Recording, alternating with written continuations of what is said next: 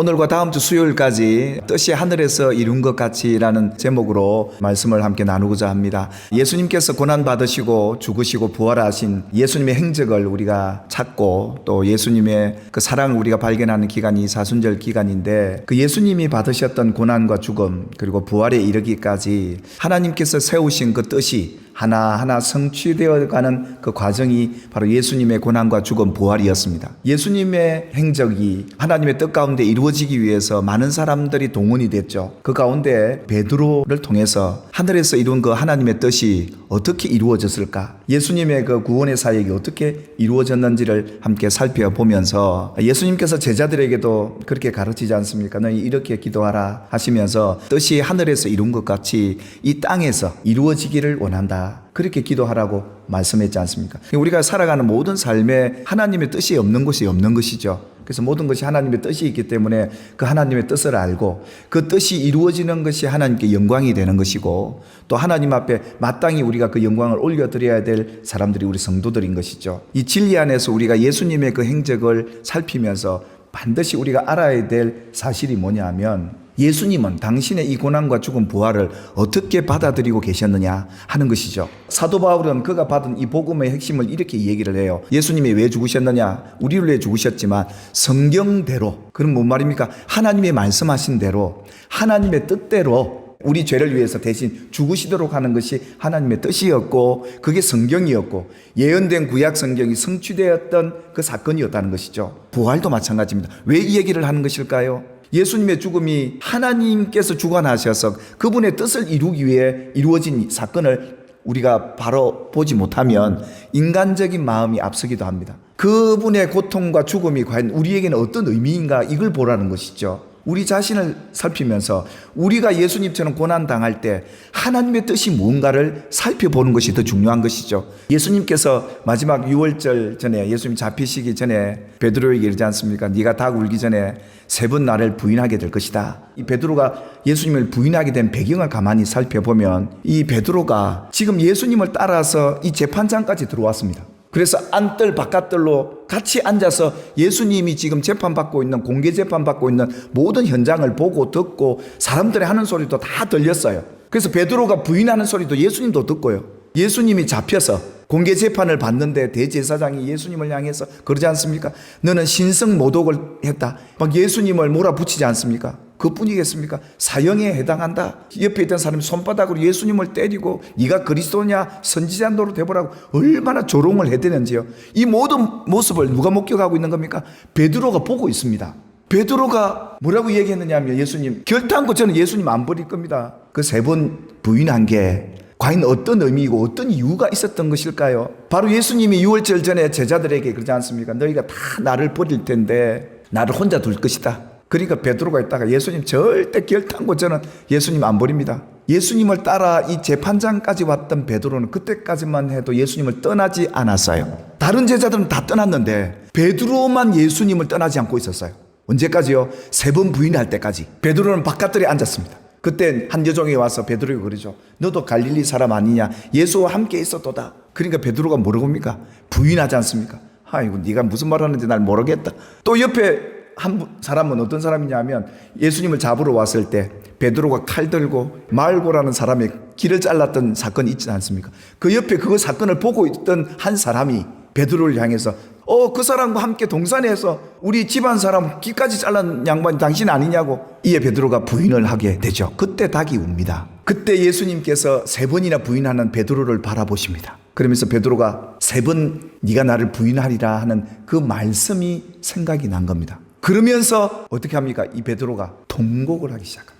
예수님이 말씀하신 대로 제자들이 다 예수님을 버리고 예수님을 혼자 남겨둬야 되는데 다른 제자는 다 떠났어요. 근데 베드로만 지금 예수님 끝까지 붙어 와 있는 거예요. 근데 떠나야 돼요. 왜요? 이것이 하나님의 뜻이거든요. 그러니까 베드로는 안 떠날 줄 예수님도 알았어요. 기질이, 자기가 한 번 뱉은 말은 끝까지 책임지는 양반이 이 베드로였었거든요. 예수님도 이걸 알았어요. 근데 베드로는 보니까 하루도 안 지났는데 예수님 하셨던 말씀이 생각난 거예요. 네가 나를 3번 부인하게 될 거고 그리고 난 뒤에 떠나게 될 것이다. 이 말씀이 아니었겠습니까? 너는 떠나야 된다. 예수님이 혼자 남겨져야 되는데 이것이 하나님의 뜻인데, 그런데 베드로는 뭡니까? 안 떠났다는 겁니다. 3번 부인할 때까지. 그러니까 이 3번씩 부인하면서 뭘 생각했느냐 하면 예수님은 나를 알고 계셨구나. 베드로가 밖으로 나갑니다. 이 재판받는 그 뜰 안에 있다가 밖에 나갑니다. 예수님 말씀대로 제자들 다 떠나야 되거든, 자기도. 그러니까 나가서 심히 통곡하는 겁니다. 이 통곡이 내가 예수님을 3번 부인했으니까 내가 죄인이다, 가슴을 치고 통곡했던 회개의 통곡이었을까요? 하나님의 뜻의 관점에서 이 베드로를 보니까 베드로가 정말 인간적으로 멋진 제자예요. 그런데요, 예수님이 내뱉은 말씀이 너희가 다 나를 떠나게 된다는 이 정황에 다 떠나가 줘야 되는데 베드로는 그렇지 않더라 이겁니다. 그래서 밖으로 나가면서 통곡을 하게 되는데요, 누가복음에도 밖에 나간다는 이 단어가 또 기록되어 있습니다. 왜 성경은 밖에 나갔다고 얘기를 할까요? 밖으로 나갔다는 말은 당신의 뜻은 내가 당신을 버려야 되는 거군요. 제가 예수님을 떠나겠습니다. 그래서 밖에 나오면서 통곡을 하는 거예요. 그러니까 이 통곡이 정말 예수님 앞에 3번 부인의 잘못 때문에 통곡한 통곡일까요? 아니면 나는 지켜드리고 싶은데, 나는 끝까지 내 말에 책임지고 싶은데 하나님의 뜻이기에 당신을 버립니다 하고 나가는 거예요. 그러니까 이 통곡이야말로 신앙의 굉장한 변화의 기점이 돼요. 우리는 하나님의 뜻과 그분의 말씀에 우리 삶을 선택하고 결정해야 돼요. 이게 신앙이에요. 베드로는 지금까지 살면서 예수님을 따른다고 하면서도, 하나님의 뜻을 따른다고 하면서도 자기 뜻, 자기 생각, 자기 주장, 자기가 살아온 삶의 패턴이 하나님의 뜻보다 더 앞서 있었던 사람 아니겠습니까? 예수님을 3번 부인한 이 시점이야말로 베드로의 인생에 굉장한 변화가 일어난 시간이에요. 이 통곡의 기점이 말이죠. 어떤 상황에도 하나님의 뜻 앞에 순종할 수 있는 저와 여러분 되길 바라고, 하나님 말씀하신 대로 이루어지기를 순종해 가는 것이 진정한 예수님의 제자요 믿음의 사람이라는 것을 성경이 우리에게 소개를 해주고 있었던 것이죠. 이 베드로의 통곡이 회개가 아닌 정황이 있습니다. 스가랴서 13장 7절에 그 예언된 말씀이었습니다. 예수님은 예언된 대로 가셔야 되니까요. 그 예언이 뭐였느냐, 목자를 치면 양이 흩어지는 것이 예수님 당신이 겪어야 될 예언의 말씀이었고 하나님의 뜻이었습니다. 그러니까 예수님은, 예수님이 가는 고난은 누가 대신해 줄 수 없는 거예요. 같이 가줄 수 없는 거예요. 예수님 혼자 가셔야 되는 거예요. 이게 하나님의 뜻이었던 거죠. 모든 구약의 사건들은 누구를 가리키는 겁니까? 예수님을 가리키는 사건이에요. 아브라함 사건도 마찬가지였습니다. 하나님이 아브라함이 그러죠. 아브라함아, 내 독자 이삭을 내게 번제로 바치라. 도무지 이해할 수 없는 하나님의 말씀으로 뜻을 밝히죠. 근데 아브라함이요, 하나님의 그 말씀에 순종해 가잖아요. 이 이삭은 곧 예수님을 표하는데, 아브라함이 하나님 말씀을 듣고 이삭을 데리고 종들을 데리고 모리아산으로 올라갑니다. 그러니까 종들이 그러죠. 주인님, 또 이삭도 아버지 그러면은 제사를 드리러 갔는데 왜 제물이 없습니까? 그건 하나님이 준비해놨다 이러면서 올라가는 거예요. 올라가다 가만히 아브라함이 보니까 이 아들을 제물로 바쳐야 되는데, 번제물로 묶어서 태워서 보내야 되는데 이 종들이 가만히 있겠나 생각했던 거예요. 그래서 이 아브라함이 뭐라고 그럽니까? 종들을 불러옵니다. 너는 여기 있어라. 그리고 내가 아이와 함께 저기 가서 예배하고 우리가 너희에게로 돌아오리라, 이 얘기를 해요. 이 아들을 번제로 하나님 앞에 드려져야 되는데, 제물로 하나님의 뜻 가운데 이루어져야 되는데, 종들이 옆에 같이 있으면 칼로 갖고 만약 잡으려고 할 때 종들이 우리 주인님 미쳤다, 큰일 났다, 아들을 죽인다, 난리 났다. 그래서 막 칼을 잡고 아브라함을 앞에 방해하지 않겠습니까? 아들 죽이도록 종이 내버려 두겠습니까? 종들이. 그러니까 종들도 딱 떼어놓고, 왜냐하면 아버지 뜻이 이루어져야 되니까 아브라함이 이렇게 치밀하게 딱 계산하잖아요. 종들은 따로 두고 아들과 아버지만 올라가는 거예요. 어디로요? 번제단으로, 십자가로 올라가는 거예요. 근데 여러분, 이 사건을 두고 예수님이 뭐라고 말씀하신 줄 아십니까? 요한복음 16장 32절에 보니까, 보라, 너희가 다 각각 제 곳으로 흩어지고 나를 혼자 둘 때가 오나니 벌써 왔도다. 그러나 내가 혼자 있는 것이 아니라 아버지께서 나와 함께 계시느니라.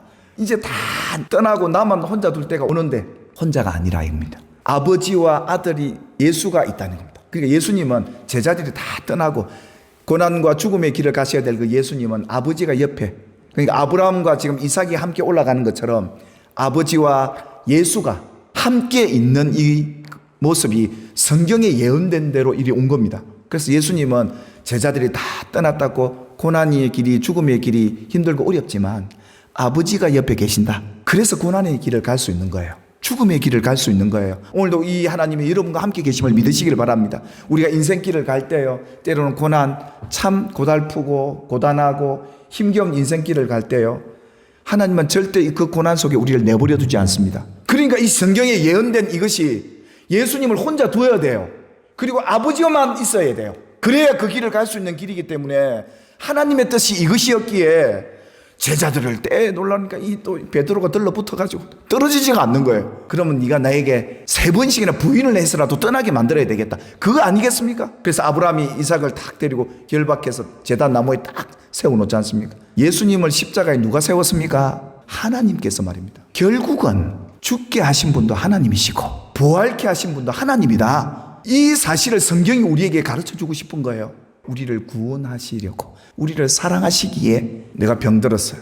우리 신앙인의 고백은 이 병도 하나님이 허락하신 거구나. 근데 인생의 고난에는요, 정말 하나님의 깊은 뜻이 있어요. 이 고난이 있어야 하나님을 발견하거든요. 그래서 고난을 통해 예수님을 배우고 예수님을 바라보면 답이 딱 나오는 거죠. 우리는 기억해야 합니다. 우리의 삶은 하나님의 뜻대로 갑니다. 우리에게 일어나는 사소한 모든 일들까지도 당신이 우리에게 허락한 일이고 거기에는 반드시 하나님의 뜻이 있기에 주님이 여러분 곁에 계시다는 것 잊지 마시길 주의 이름으로 축복합니다. 그래서 베드로는 예수님이 3번 부인한다는 이 말씀이 생각나서 통곡하게 됐던 이유가 예수님이 나를 이렇게 사랑하셨구나, 하나님의 뜻을 이루기 위해서 예수님이 나를 이렇게 말씀하셨고 그 말씀을 이루셨구나, 그게 너무 가슴에 와닿으니까 통곡이 터졌는 거예요. 우리 이 세상 잠시 잠깐 살 텐데 우리 영원한 부활 속에 천국이 있음을 믿고 아버지와 함께 고단하고 힘든 인생길을 걸어가시는 저와 여러분이 되기를 주님의 이름으로 축원합니다. 하나님 감사합니다. 뜻이 베드로를 통해 어떻게 이루어졌는지를 살펴보면서 주님이 우리를 이렇게 잘 아시고 우리를 이처럼 사랑하시고 하나님의 뜻을 이루시고자 말씀하셨던 그 메시지, 베드로에게는 어떻게 보면 허물같이 여겨졌겠지만 평생 후회할 일이 아니라 인생에 반드시 기억해야 될 메시지로 받아들였던 베드로, 그 통곡이 우리의 통곡이 되게 하옵소서. 네가 3번 나를 부인하리라, 이것이 저주의 말씀이 아니라 하나님의 뜻을 이루기 위해 베드로를 그렇게 말씀하셨으라도 그 뜻 이루시려 하셨던 주님의 사랑임을 발견하여 싸우니 오늘도 우리 사랑하는 성도들이 때로는 괴롭고 힘든 일을 만날 때 주님, 저들 곁에서 내가 네 옆에 있다 확신시켜 주옵시고 저들을 너무도 잘 아시기에 저들의 약함을 강함으로 붙드시고 장점을 되살리셔서 이 험악한 세상을 살아가는 동안 주님의 뜻 이루는데 아름답게 순종하고 나아가는 우리 되게 하여 주시옵소서. 우리 성도들 가운데 예수님처럼 이런 험난한 고난과 십자가의 길을 가는 성도들이 때로는 있습니다. 주님 바라보게 하시고 고난이 끝이 아니라 부활이 있음을 알게 하시고 소망이 있음을 깨닫게 하시고 잠시 잠깐 받는 이 고난을 받을 때 절망하거나 낙담하거나 하나님의 뜻에 위배하는 것이 아니라 오히려 고난받을 때 더 하나님의 뜻에 순종하고 하나님 앞에 믿음을 보여드릴 수 있는 믿는 자 되게 하옵소서. 예수님의 이름으로 기도 올리옵나이다. 아멘.